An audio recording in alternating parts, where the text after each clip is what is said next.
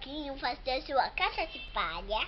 E o segundo pouquinho fazer sua casa de madeira. E o segundo pouquinho fazer sua casa de tesouros.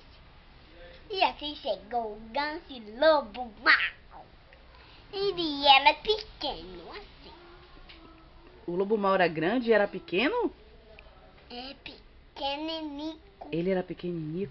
Ele conseguiu derrubar a casa. E aí, o que aconteceu? O lobo mau não conseguiu, morder um pouquinho.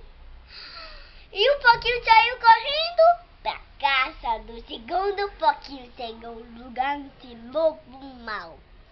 Ele foi pra casa do segundo porquinho? A casa era de quê? De madeira. De madeira. E o lobo mau chegou ali. Quer comer 10 pouquinhos. Não. Os 2 pouquinhos. 2 porquinhos. E assim o lobo mau soprou assim. Um vento bem forte.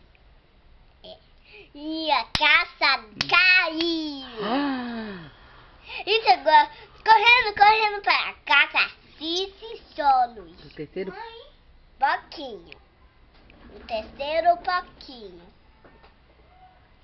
E o lobo mau chegou ali. Ele assoprou um vento bem forte assim. Ai, que vento forte. E a casa não caiu. Ei. Eu dei outro vento.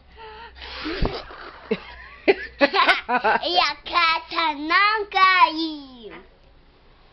E assim, queimou o rabo.